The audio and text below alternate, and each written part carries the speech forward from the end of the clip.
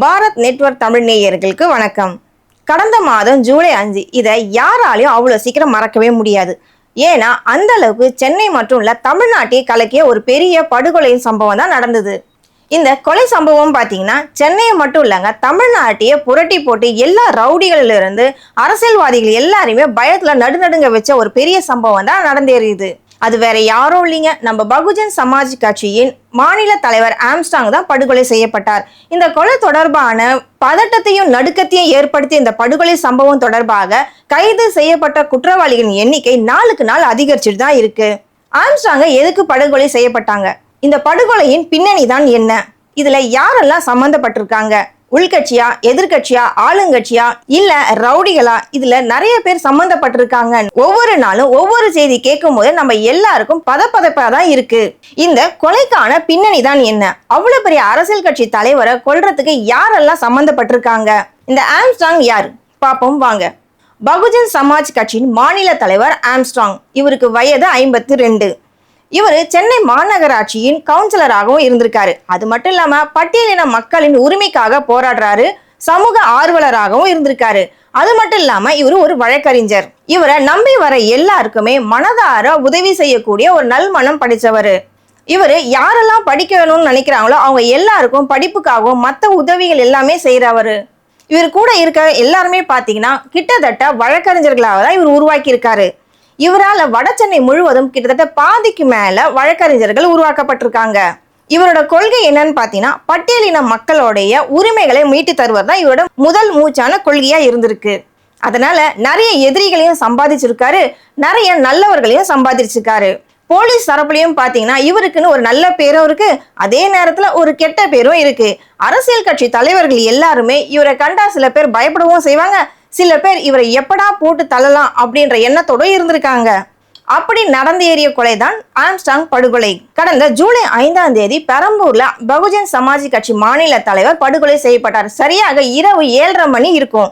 அப்ப கிட்டத்தட்ட ஒரு 6 பேர் கொண்ட கும்பல் வந்து 2 பைக்ல அவர் தன்னோட ஃப்ரெண்ட்ஸோட நின்று பேசிட்டு இருக்கும் பொழுது சரமாரியா வந்து அவர் அருவாளாலும் கத்தியாலும் அவரை சரமாரியா வெட்டி தள்ளிட்டாங்க. அவரை உடனே ஆம்புலன்ஸ் மூலமா கிரீம்ஸ் ரோட்ல இருக்க அப்போலோ ஹாஸ்பிட்டல்ல அட்மிட் பண்றாங்க. ஆனா கிட்டத்தட்ட ஒரு 1/2 hour அவர் இறந்துடுறாரு. இது பெரும் கொந்தளிப்பை ஏற்படுத்துது. சென்னையை மட்டும் இல்ல, தமிழ்நாட்டுல இருக்க எல்லாருக்கும் இது கொந்தளிப்பு மட்டும் இல்லாம ஒரு பயத்தையும் எல்லாருக்கும் ஏற்பட்டுச்சு. அதாவது வட சென்னையில இருக்கிற ரவுடிகளுக்கும் தென் சென்னையில இருக்கிற ரவுடிகளுக்கும் ஒரு பெரிய பயத்தையும் நடுக்கத்தையும் ஏற்படுத்திருச்சு.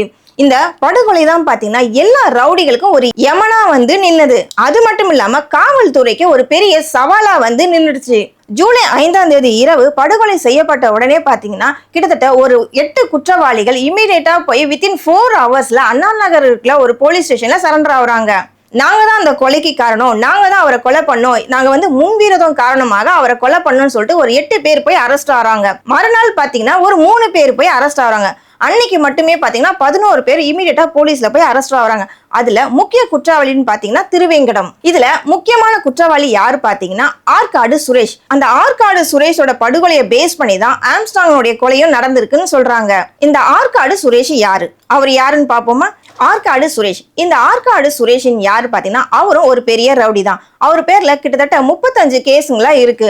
இந்த ஆற்காடு சுரேஷின் யாரு பாத்தீங்கன்னா 6 கொலை வழக்குகளையும் 25 கொலை முயற்சிக்கான வழக்குகளும் வழிப்பறி ஆட்கடத்தல் இந்த மாதிரி நிறைய கேஸுகள் அந்த ஆற்காடு சுரேஷ் மேல இருக்கு. இவருக்கும் ஆம்ஸ்ட்ராங்க்கும் என்ன சம்பந்தம்னு பாத்தீங்கன்னா இவர் பண்ற எல்லா கேஸுமே பாத்தீங்கன்னா இல்லீகலாக தான் இருக்கும். ஆற்காடு சுரேஷ் ஆம்ஸ்ட்ராங் கூட இருக்க கூட்டாளி, ஆம்ஸ்ட்ராங் கூட இருக்க பாத்தீங்கன்னா பாம் சரவணன் இந்த மாதிரி நிறைய பேர் அவரோட கூட்டாளி இருப்பாங்க. இவங்களுக்கும் அவங்களுக்கும் ஒரு போட்டினால, தொழில் போட்டினால வந்த பிரச்சனை தான் இப்படி கொண்டு வந்து நின்று இருக்கு. கிட்டத்தட்ட போன வருஷம் பாத்தீங்கன்னா ஆகஸ்ட் மாசம் தான் ஆற்காடு சுரேஷ் பட்டினம்பாக்கம் ஏரியால வந்து ஆம்ஸ்ட்ராங் மற்றும் பாம் சரவணன் அவங்களுடைய பிளான்ல வந்து பாத்தீங்கன்னா ஆற்காடு சுரேஷை வந்துட்டு படுகொலை செய்யறாங்க. பட்ட பகல்ல அந்த பட்டினம்பாக்கம் ஏரியால படுகொலை செய்யப்பட்டுறாங்கன்னு இப்ப ஒரு செய்தி வந்துகிட்டே இருக்கு. இது வந்து அவர் கார்ல உட்காந்து பாத்துட்டு இருந்தாருன்ற மாதிரி சொல்றாங்க. அதனாலதான் நாங்க அவரை எங்க அண்ணனுடைய 1 year இறந்த 1 year முடியறதுக்குள்ள ஆம்ஸ்ட்ராங்க போட்டு தள்ளிடுவோம் அப்படின்னு ஆற்காடு சுரேஷோட தம்பி பாலு பிளான் பண்ணியிருக்காரு. இந்த பிளான்ல பாலு மட்டும் கிடையாது, திருவேங்கடம், அஞ்சலை, மலர்கொடி, ராமு, அருள், திருமலை, செல்வராஜ், மணிவண்ணன், சந்தோஷ், கோகுல், விஜய், சக்தி, வழக்கறிஞர்கள் 5 பேர் இதுல சம்பந்தப்பட்டிருக்காங்க. இது மட்டும் இல்லாம இதுல பெரிய நெட்வொர்க்கே வந்து இந்த படுகொலையில சம்பந்தப்பட்டு இருக்குன்னு இப்போ வரைக்கும் நிறைய விஷயங்கள் தோண்ட தோண்ட வெளியில வந்துகிட்டு தான் இருக்கு. பழிக்கு பழி வாங்கணுன்ற ஏற்பாடோட தான் ஆற்காடு சுரேஷோட கூட்டாளிகள்லாம் சேர்ந்து ஆம்ஸ்ட்ராங்க கொலை பண்ணிருக்காங்கன்னு எல்லாரும் சொல்றாங்க. இதுல முக்கியமான நபர் யாருன்னு பாத்தீங்கன்னா அஞ்சலி வந்து பாஜக மகளிர் அணி தலைவியா இருக்காங்க. இவங்க சுரேஷுக்கும் இவங்களுக்கும் ஒரு கான்டாக்ட் இருக்கு. இவங்க தான் இதுக்கு பிளான் போட்டாங்களா, இவங்க தான் இதுக்கான பணத்தெல்லாம் கொடுத்து ஆட்களை ரெடி பண்ணாங்களா அப்படின்ற சந்தேகமும் இன்னைக்கு வரைக்கும் இருந்துட்டு தான் இருக்கு. அவங்களையும் போலீஸ் வந்து கைது செய்து உள்ள வச்சிருக்காங்க. இந்த அஞ்சலியை பாத்தீங்கன்னா கட்சியில மட்டும் கிடையாது, இவங்க கஞ்சா கடத்தது, ஆள் கடத்தது, கட்ட பஞ்சாயத்து இந்த மாதிரி வேலையெல்லாம் நிறைய பண்ணிட்டு இருக்காங்க. அதுக்கப்புறம் பாத்தீங்கன்னா மலர்கொடி, இவங்களும் ஒரு வழக்கறிஞர் தான். வழக்கறிஞர் சிவா, வழக்கறிஞர் அருள், வழக்கறிஞர் ஹரிஹரன், வழக்கறிஞர் சிவஞானம், இப்படி வழக்கறிஞர்கள் எல்லாருமே சம்பந்தப்பட்டிருக்காங்க இந்த ஆம்ஸ்ட்ராங் படுகொலையில. அது மட்டும் இல்லாம ஜூலை நைட் 5ஆம் தேதி பாத்தீங்கன்னா இந்த பிளான பக்கவா போட்டு கொடுத்தது யாருன்னா அந்த ஏரியாவிலே இருக்க திமுக நிர்வாகியின் மகன் சதீஷ் தான் இந்த பிளானே ஃபுல்லா பண்ணி கொடுத்திருக்காரு. அவர் என்ன பண்ணிருக்காருன்னு பாத்தீங்கன்னா, அவர் எங்க நிக்கிறாரு, எங்க போறாரு, யாரோட பேசுறாரு, அங்க அவரை சுத்தி எத்தனை பேர் இருக்காங்க, அவர் பேசிட்டு இருக்கும் போது அவர் கையில கன் இருந்தா, இப்படி எல்லா பிளானும் பாத்தீங்கன்னா திமுக நிர்வாகியின் மகன் சதீஷ் தான் பிளான் பண்ணி கொடுத்துட்டு இருக்காரு. அதுக்கு இடையில பாத்தீங்கன்னா பிரதீப்னு சொல்லி இன்னொருத்தர், அவர் யாருன்னு பாத்தீங்கன்னா பெரம்பூர்ல தான் இருக்காரு. அவர் ஊர்காவல் படையில இருக்காரு. அவரும் வந்து பல நாட்களா ஆம்ஸ்ட்ராங் என்ன பண்ணிட்டு இருக்காரு நோட்டம் விட்டு இருக்காரு. இப்படி எல்லா குற்றவாளிகளும் இந்த கொலை சம்பந்தப்பட்டு இருக்காங்க. அது மட்டும் இல்லாம தமிழ்நாடு அரசு உடனே இமீடியட்டா ஒரு நடவடிக்கை எடுக்கிறாங்க. அது என்னன்னு பாத்தீங்கன்னா, ஆம்ஸ்ட்ராங் கொலை செய்யப்பட்ட நைட்டு கைது செய்யப்பட்ட குற்றவாளிகளை ஜெயில அடைச்சிருக்காங்க. மறுநாள் பாத்தீங்கன்னா விடிய காலையில திருவேங்கடம் என்ற ஒரு கைதியை வந்துட்டு நாங்க என்கொயரி பண்ண கூட்டிட்டு போறோம், அந்த இடத்துல என்கொயரிக்காக கூட்டு போறோம்னு சொல்லிட்டு என்கவுண்டர் பண்ணிட்டாங்க. இதுக்கு காரணம் யாருன்னு பாத்தீங்கன்னா, அப்போ தமிழ்நாடு அரசால இமீடியட்டா போஸ்டிங் கொடுக்கப்பட்ட கமிஷனர் தான் அருண். அவர் என்ன சொல்லியிருக்கிறான்னா, கொலையில் சம்பந்தப்பட்ட குற்றவாளிகளுக்கு அவங்களுடைய லாங்குவேஜ் படியே நான் வந்து பதில் சொல்லுவேன்னு சொல்லியிருக்காரு. அதே மாதிரி பாத்தீங்கன்னா திருவேங்கடத்தை என்கவுண்டர் போட்டாரு. அவங்களோட மொழியில தான் என்னால பேச முடியும் அப்படின்னு ஒரு தடாலான ஒரு அறிக்கையை விட்டாரு. அவர் எடுத்துட்டு இருக்க ஒவ்வொரு நடவடிக்கையும் பாத்தீங்களா இந்த கேஸ்ல வந்து 1 by 1 முன்னேறி தான் போயிட்டு இருக்கு. இந்த கொலைக்கு பாத்தீங்கன்னா ஆம்ஸ்ட்ராங் கூட யாரெல்லாம் இருந்தாங்கன்னா அந்த டைம்ல பாத்தீங்கன்னா கொலை நடக்கும் போது கிட்டத்தட்ட பாத்தீங்கன்னா அவர் கூட எப்பவுமே ஒரு 4 பேர் இருப்பாங்க. அவங்க எல்லாருமே அவருக்கு வலது கை இடது கையா இருந்தவங்க தான் அந்த இடத்துல இருந்திருக்காங்க. ஆனா இன்னைய வரைக்கும் பாத்தீங்கன்னா அந்த கேஸ்ல மட்டும் அவங்களை இது வரைக்கும் யாருமே கூப்பிட்டு விசாரணை செய்யலன்னு தான் ஒரு சந்தேகக்குரிய விஷயமா இருக்கு. அது மட்டும் இல்லாம அந்த கார் டிரைவர், எப்பவுமே கூட இருக்கிற அந்த கார் டிரைவர் சம்பவம் நடந்த அன்னைக்கு மட்டும் எங்க போனாரு, அவரை கூப்பிட்டு காவல்துறையினர் விசாரிக்கும் போது என்னோட வீட்டுல என் பொண்ணுக்கு ஒரு ஃபங்க்ஷன் வச்சிருந்தேன், அதனாலதான் நான் அன்னைக்கு ஐயாவை விட்டு நான் விலகி போயிருக்க வேண்டிய சூழ்நிலை உருவாச்சு, இல்லைன்னா நான் கூட இருந்து அவரை காப்பாத்திருப்பேன்ற மாதிரி அந்த டிரைவர் ஒரு ஸ்டேட்மெண்ட் கொடுக்குறாரு. இப்ப வரைக்கும் பாத்தீங்கன்னா கிட்டத்தட்ட 23 பேருக்கு மேல குற்றவாளிகள் கைது செய்யப்பட்டிருக்காங்க. ஒவ்வொருத்தரையும் விசாரிக்கும் போது சில பகிரங்கமான விஷயங்கள்லாம் ஒவ்வொரு நாளும் வந்துட்டு இருக்கு. எல்லாராலும் சந்தேகக்கூடிய பெரிய விஷயம் என்னன்னு பாத்தீங்கன்னா, இவ்வளவு பெரிய பிளான் யார் ஸ்கெட்ச் போட்டது, இதுல பின்னணி யார் இந்த வேலையெல்லாம் பண்ணாங்க, இப்படிதான் நாளுக்கு நாள் கேள்வி எழுந்துட்டே இருக்கு. இதுல இன்னொரு விஷயம் பாத்தீங்கன்னா, இதுல சிசிங் ராஜா என்ற ஒரு ரவுடியும் சம்போ செந்தில் என்ற ஒரு ரவுடியும் சம்பந்தப்பட்டிருக்கிறதா எல்லா தரப்பினருமே சந்தேக கண்ணோட பாத்துட்டு இருக்காங்க. அதே மாதிரிதான் இந்த கேஸ்ல பாத்தீங்கன்னா சம்போ செந்தில், யார் இந்த சம்போ செந்தில்னு பாத்தீங்கன்னா கிட்டத்தட்ட கொலை கொள்ளை வழிபறி பண்றவர் தான் இந்த சம்போ செந்தில். கொலைக்கான கேஸ்ல எல்லாம் பாத்தீங்கன்னா இவர் தான் முன்னோடியா இருப்பாரு. யாராவது கொலை பண்ணணும், யாரையாவது ஸ்கெட்ச் பண்ணணும்னா இவர்கிட்ட தான் எல்லாருமே வந்து கேட்பாங்க. இவருக்குன்னு ஒரு தனி கூட்டாளிகளே இருக்காங்க. இவரு வடசென்னை தென்சென்னை மட்டும் இல்லாம ஆல் ஓவர் தமிழ்நாடு ஃபுல்லா இருக்கிற ரவுடிங்களோட கான்டாக்ட்ல தான் இருக்காரு. ஆனா கிட்டத்தட்ட பாத்தீங்கன்னா ஒரு 15 வருஷமாவே இவர் தலைமறைவா இருக்காரு. இவர் எங்க இருக்காரு, என்ன பண்றாரு, எப்படி எல்லாரோட கனெக்ஷன்ல இருக்காருன்னு இன்னி வரைக்கும் போலீசாரால கண்டுபிடிக்கவே முடியல. இவரை கண்டுபிடிக்கணும்ன்றதுக்காகவே கிட்டத்தட்ட ஒரு 10 தனிப்படை அமைச்சிருக்காங்க. 15 வருஷத்துக்கு முன்னாடி இவர் எடுத்த போட்டோவை தான் இன்னைக்கு வரைக்கும் போலீசார் வச்சு தேடிட்டு இருக்காங்க. இப்போ அவரோட முகம் எப்படி இருக்கும் என்ற கண்ணோட்டத்தோட தான் இப்ப போலீஸ் அணுகிட்டு இருக்காங்க.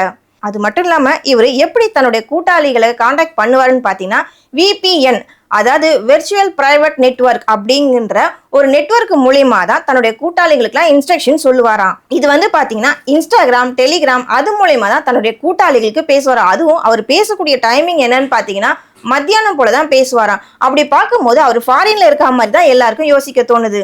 இது வரைக்கும் யார் கண்ணிலையும் மாட்டாமலையும் போலீஸ் கிட்டையும் சிக்காமலையும் இருந்துட்டு இருக்காரு.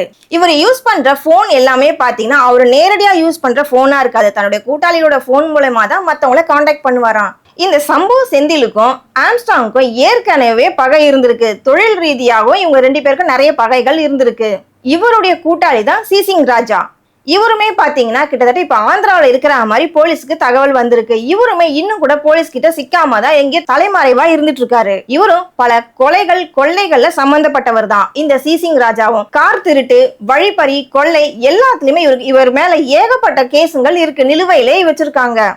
ஆனா இது வரைக்கும் போலீஸ் கிட்ட மாட்டாமலே இவர் தப்பிச்சிட்டு வராரு. இதுக்கிடையில பாத்தீங்கன்னா வைரமணி என்ற ஒரு ரவுடிய போலீஸ் அரெஸ்ட் பண்ணிருக்காங்க. இந்த வைரமணி யாருன்னு பாத்தீங்கன்னா ஆற்காடு சுரேஷோட கூட்டாளில இவரும் ஒருத்தர். இவரு மேலயும் பாத்தீங்கன்னா கொலை கொள்ளை வழக்குகள்லாம் இருக்கு. இவரோட ஃப்ரெண்ட்ஸ் 2 பேர் பாத்தீங்கன்னா போன வருஷம் பாத்தீங்கன்னா முத்து சரவணன், சண்டே சதீஷ்னு 2 பேரை வந்து போலீஸ்காரங்க என்கவுண்டர் பண்ணாங்க. இந்த 2 பேரோட கூட்டாளி தான் வைரமணி. இவரும் தன்னோட சொந்த ஊர்ல தலைமறைவா இருந்தாரு. அவரையும் போலீஸ் இப்ப அரெஸ்ட் பண்ணி ஜெயில விசாரிச்சுட்டு இருக்காங்க. இவரு ஆற்காடு சுரேஷோட கூட்டாளி தான் இந்த வைரமணி. இந்த வைரமணிக்கும் சென்னையில இருக்க ரவுடிங்களுக்கும் இது வரைக்கும் கான்டாக்ட்ல இருக்காங்களான்னு போலீஸ் பல தரப்புல விசாரணை செஞ்சுட்டு வராங்க. வடசென்னை தென்சென்னை ரவுடிகளை மட்டும் கிடையாது, தமிழ்நாட்டுல இருக்க எல்லா ரவுடிங்களையும் போலீஸ்கார் கிறுக்குப்புடி போட்டு விசாரணை செஞ்சுக்கிட்டு வராங்க. இந்த கொலை கேஸ்ல இன்னொரு முக்கியமான ஆள் யார் பாத்தீங்கன்னா ஹரிதரன். இவர் தான் இந்த கொலைக்கு பயன்படுத்திய செல்போன், சிம் கார்டு எல்லாருக்குமே டிஸ்ட்ரிபியூட் பண்ணிருக்காரு. இந்த கொலை குற்றம் நடந்த உடனே என்ன பண்ணிருக்காங்கன்னா இந்த சிம் கார்டையும் இந்த செல்போனையும் இவர்கிட்ட கொடுத்துதான் வெங்கத்தூர் ஆற்றுல உடச்சி போட்டிருக்காங்க.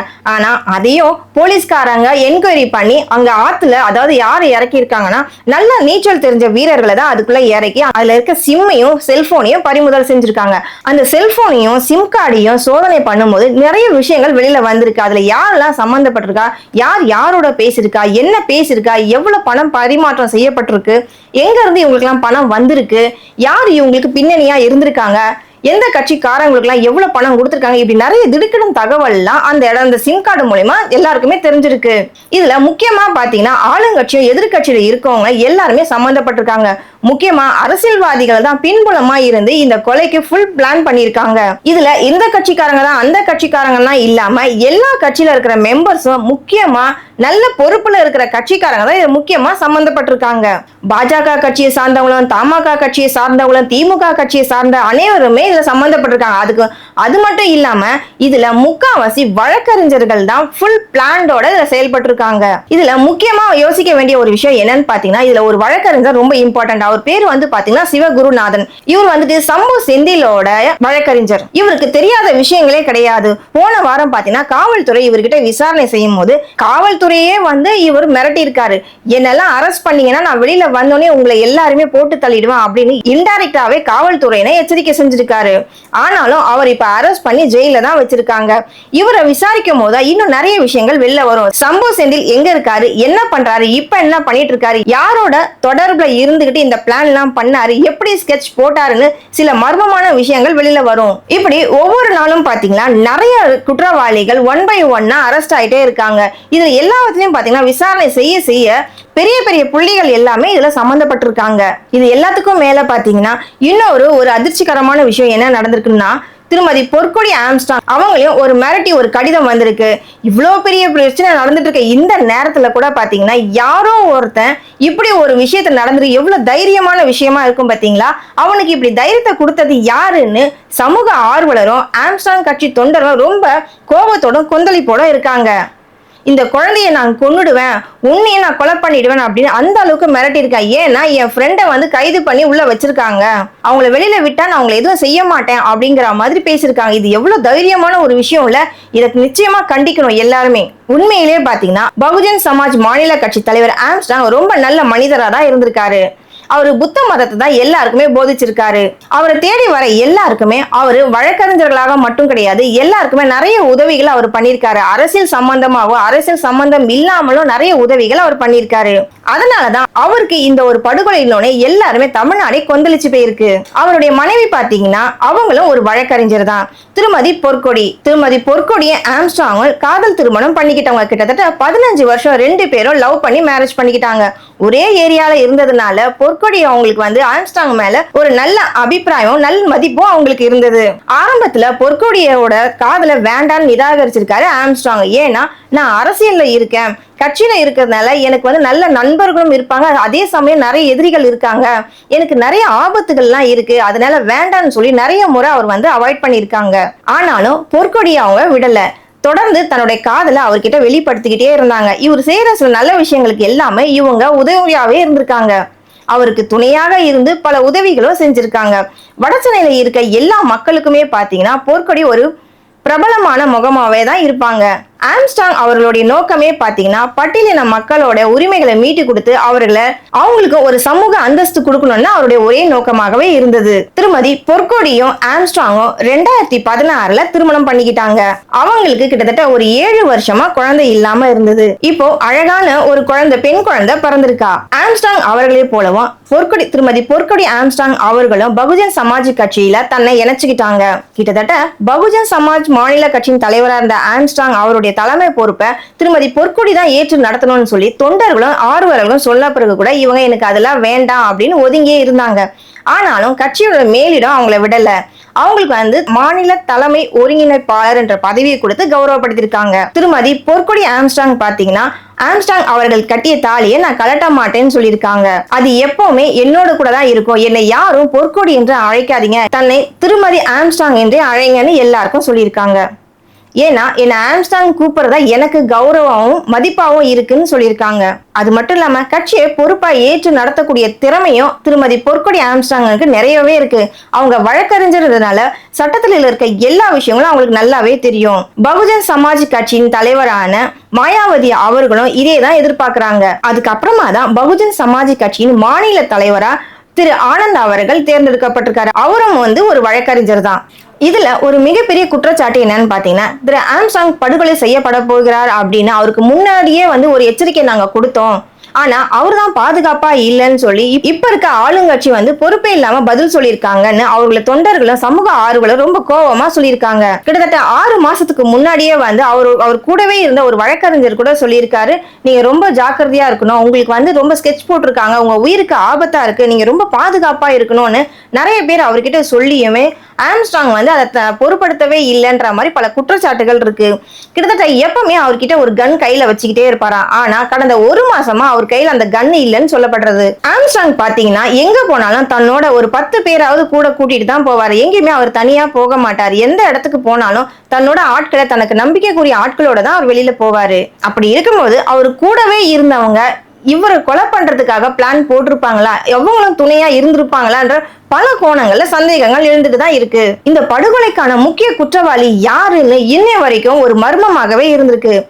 ஆனா ஒரு கேஸ்ல பாத்தீங்கன்னா 4 கைதிக்கு மேல போயிட்டே இருந்துச்சுன்னா அந்த கேஸ் நிக்குமா நிக்காதா, இது தொடர்ந்து நடைபெறுமா இல்லையா, இதுக்கான முடிவு சரியான வழியில் வருமா அப்படின்னு பல கோணங்கள்ல எல்லாருமே பார்த்துக்கிட்டு தான் இருக்காங்க. A+ ரவுடிகளை இன்டைரக்டா காவல்துறை பாதுகாக்குதா என்ற மாதிரி ஒரு சந்தேகமும் ஒரு பக்கம் எழுந்துட்டு தான் இருக்கு. ஒரு பக்கம் பாத்தீங்கன்னா காவல்துறை தன்னோட கடமையை முழு மூச்சோட செய்யறாங்களா, இல்ல அவங்கள பின்னாடி இருந்து வேற யாராவது இயக்குறாங்களா, இப்படி பல கோணங்கள்ல யோசிக்க வேண்டிய விஷயமா தான் இருக்கு. சில பத்திரிகைகள் இருக்க மூத்த பத்திரிகையாளர்கள் தான் இந்த காவல்துறையை இயக்குறாங்க, அவங்க சொல்றபடிதான் இந்த காவல்துறை நடந்துட்டு இருக்கு, அவங்களால எந்த குற்றவாளியுமே இமீடியட்டா அரெஸ்ட் பண்ணி அவங்கள விசாரிக்க முடியல, இவங்களோட பிரஷர் தான் எங்களால சரியா எதையுமே ஓபனா பண்ண முடியலன்ற மாதிரி காவல்துறை தரப்புல ஒரு புலம்பல் இருக்கு. இதுக்கிடையில பாத்தீங்கன்னா கிட்டத்தட்ட ஒரே மாசத்துல 134 படுகொலைகள் அரங்கேறிருக்கு. இது ரொம்ப சர்வசாதாரணமா சென்னையில நடந்துட்டு இருக்கு. சென்னையில மட்டும் இல்ல, தமிழ்நாடு ஃபுல்லாமே நிறைய படுகொலைகள் நடந்துகிட்டு தான் இருக்கு. இதெல்லாம் ஆளுங்கட்சி ஏன் கண்டுக்கவே மாட்டாங்க? சட்டம் ஒழுங்கு சீர்குலைந்து போயிருக்கா இப்படின்னு பலதரப்பட்ட கட்சிக்காரங்கள், எதிர்கட்சிகள்லாம் குற்றம் சாட்டிட்டு தான் இருக்காங்க. ஆனா சட்டத்துறை அமைச்சர் நீங்க தான் பாதுகாப்பா இருக்கணும், இதுக்கெல்லாமா நாங்க பொறுப்பேற்க முடியும்ன்ற மாதிரி அவர் பதில் அளிச்சிருக்காரு. இப்போ சமீப காலமாக பாத்தீங்கன்னா தமிழ்நாட்டுல மட்டும் இல்ல, கொலை கொள்ளை சம்பவங்கள் மட்டும் இல்ல, போதை கலாச்சாரம் ரொம்ப அதிகமாயிட்டே இருக்கு. கிட்டத்தட்ட ஆம்ஸ்ட்ராங் படுகொலையில மட்டும் பாத்தீங்கன்னா எல்லாருமே பாத்தீங்கன்னா இளைஞர்களாகவே தான் இருப்பாங்க. யாருமே அதிகப்படியான வயசு உள்ள பிள்ளைங்களா இருக்க மாட்டாங்கன்னு தான் சமூக ஆர்வலர்கள் குற்றம் சொல்றாங்க. இதுக்கெல்லாம் காரணம் என்னன்னு பாத்தீங்கன்னா இப்ப நடந்துட்டு இருக்க ஆட்சியில பாத்தீங்கன்னா போதை கலாச்சாரம் தலைக்கேறி போயிருக்கு. அதனாலதான் என்ன பண்றதுன்னு தெரியாம எல்லாருமே இந்த மாதிரி ஒரு கெட்ட பழக்கத்துக்கு போறாங்க. இன்னொரு விஷயம் பாத்தீங்கன்னா வேலையில்லா திண்டாட்டம் ரொம்ப அதிகமாவே இருக்கு. இந்த மாதிரி தவறான வழிகள் போனா நமக்கு ஏத்த மாதிரி நிறைய பணங்கள்லாம் கிடைக்குதுன்றதுனாலதான் இப்ப இருக்க வாலிபர்கள்லாம் இந்த மாதிரி தவறான வழியில போறாங்க. போதை பொருள் முதல்ல கண்ட்ரோல் பண்ணுங்க, கள்ள சாராயத்தை கண்ட்ரோல் பண்ணுங்க, இந்த ஆட்சியில இருக்க நிறைய தவறுகளை மாத்துங்க அப்படின்னு சமூக ஆர்வலர்கள் மட்டும் கிடையாதுங்க, எதிர்கட்சியை சேர்ந்த எல்லாருமே சேர்ந்து ஒன்று கூடி குரல் கொடுத்துட்டு தான் இருக்காங்க. ஆனா இப்ப இருக்க ஆளுங்கட்சிக்காரங்க இதெல்லாம் ஏற்று நடத்துவாங்களா? இதுக்கு ஒரு முடிவு கிடைக்குமா? வரக்கூடிய நாட்கள்ல ஆம்ஸ்ட்ராங் படுகொலையில ஒரு பெரிய தீர்வு கிடைக்குமா? இதுல சம்பந்தப்பட்ட முக்கிய குற்றவாளிகள் எல்லாம் கைது செய்யப்படுவார்களா? கைது செய்யப்பட்டாலும் அவர்களுக்கு உரிய தண்டனைகள் கிடைக்குமா? இன்னும் யாரெல்லாம் கைது செய்யப்பட போகிறார்கள்? இன்னும் எத்தனை ரவுடிகள் வரப்போறாங்க? இப்படி நம்ம பொறுத்திருந்து பார்ப்போம். இதோட நான் இந்த நாளுக்கான தகவலோட கிளம்புறேன். நாளைக்கு வேற ஒரு தகவலோட உங்களை வந்து சந்திக்கிறேன். அது வரைக்கும் நம்ம சேனலை ஸ்டே டியூன் பண்ணுங்க. நன்றி.